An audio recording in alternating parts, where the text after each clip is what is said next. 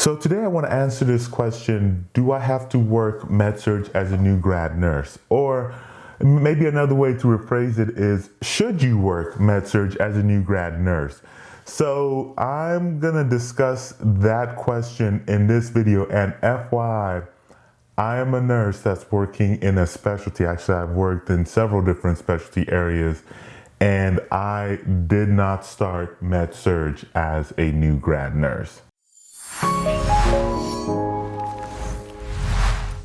Hey everybody, this is Thomas from nursemoneytalk.com, where I help nursing students become nurses and nurses excel in their nurse career and nurse life. Well, first of all, let's start with, do you have to work MedSurg as a new grad nurse?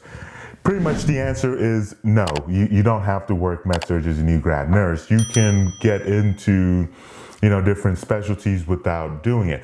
Now, the main question of this video that I am going to talk about is, should you work MedSurg as a new grad nurse? I've got this question a lot since I've been out of nursing school. And even when I was in nursing school, it was a very commonly asked question. And like probably 90+% of faculty members or the nurses that I talked to and asked this question would say they feel like every new nurse should work MedSurg so they can get their skills down or whatever, or something to that effect. One nurse I remember actually said that she felt every nurse should start in the ICU.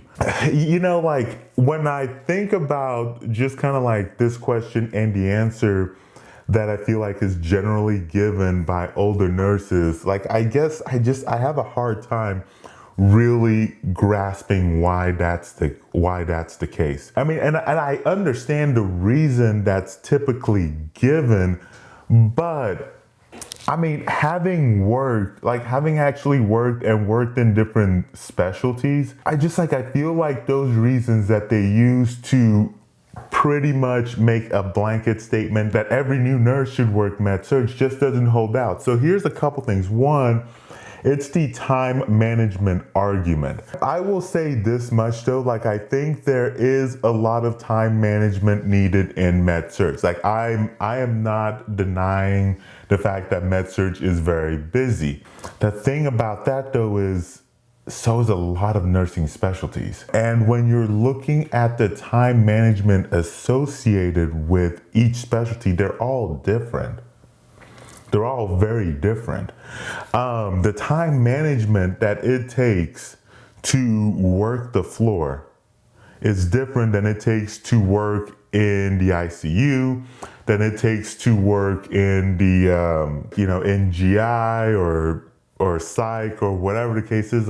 All of those different specialty areas have kind of their own way of doing time management. I guess one of the things that they mean, that is generally meant when they say time management skills, is probably prioritization and learning how to what things needs to be prioritized and whatnot. But once again, I think about it is different areas, and even looking at different facilities have different prioritization requirements, and they have different things that are important to different areas.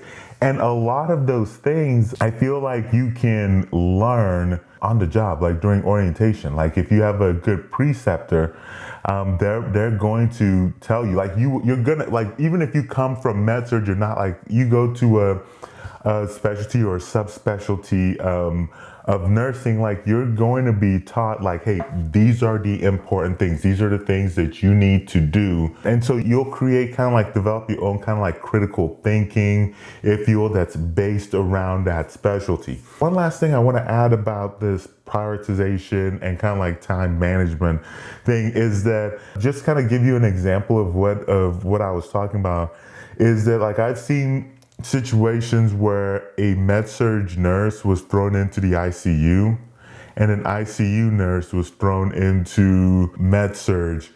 And one of the things that is routinely mentioned is ignoring the acuity of the different patients and whatnot. But the complaint interestingly enough, the complaint that I have frequently heard is from both sides. It's not really about the acuity of the patient, but it typically stems from like time management. Like, how do I manage all this X, Y, and Z? Like, even if you move the ICU nurse who's typically taking care of like doing total care or hyper-focused care on maybe 1, 2, I've seen, I guess 3 is the most I've seen for ICU nurse. And then you move them over to MedSurg, where now they're doing care between 5, 6 plus patients. Or you do the reverse, where you take this MedSurg nurse who's like trained on doing like all these things for 5, 6 plus patients. Now they're doing like kind of like hyper-focused care for a handful of patients, and it's different. It throws people off. The second thing that's then is typically mentioned when it comes to this question is that then they'll say, well, you go to MedSurg to hone your skills. What skills exactly are we honing? Like, are you talking about like skills like starting an IV? So I never quite understand what they really mean by that, because like different specialties of nursing have like different skill sets that you learn. There are things that are, if you want to say like all encompassing in every areas of nursing, but I'm not sure that those are things that you couldn't like get from just going into a subspecialty or into a specialty, because once again, you're going to learn during your orientation, you're going to learn what skill sets you need. And the thing about the whole MedSurg argument is that you'll have nurses who, for example, like they'll spend all these years in MedSurg learning these skills. Once you get out of MedSurg and you go to a specialty, like after X number of years, you're either gonna get rusty all the way to the not knowing how to do it. And then you have probably like the in-between, where it's like you kind of know how to do it, but you're not really comfortable doing it because you haven't done it in X number of years.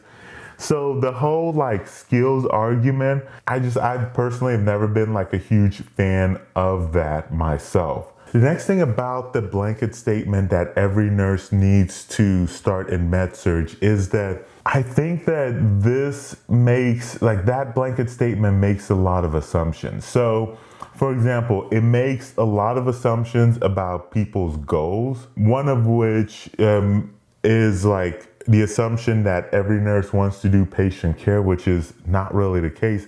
And the other one has to do with what your long-term goals are. So, for example, let's start with the patient care part. There are plenty of nurses who don't want to do patient care. Whether it's because by patient care, I mean like direct patient care. So, for example, I have met nurses who they actually want to go practice law. Like they went to nursing school, they graduated with their nursing degree, and then they had actually, I believe it was a husband and wife duo, and they had already applied to law school, and their plans were to jump from nursing straight to law and then practice healthcare law. What are you gonna tell them? Like, they need to, put the law thing on hold, put everything on hold. You need to go do MedSurg and then go do law. That doesn't fit with what their long-term goal is. The other thing as well is like when you're looking at people's long-term goals. So, for example, do you want to go to school? For example, like if you want to go to school to become a CRNA, so you're told that you have to go to MedSurg. So typically to go to CRNA school, you need a couple years of ICU or ER experience before you can go. So you're supposed to go to MedSurg for like a couple years, then go to the ICU, and then try to apply to come in. When you could cut off like a year or two just from going straight to the ICU. And so those are kind of like some examples where you really have to assess each individual person's goals, and then that leads them to decide where, where they should start it. The other thing to know about knowing what your goals are is that if you already know that, for example, like I really want to do OB, I really want to do ER, like I got into nursing school just to do mental health or substance abuse, then, I mean, it's just like, I don't understand then why you would end up wanting to go to MedSurg. Or maybe not necessarily why you would go there, but why you should feel forced or compelled to go there and then put your other plans on hold. So saying all of this, does that mean that I think MedSurg is a bad area of nursing to start with?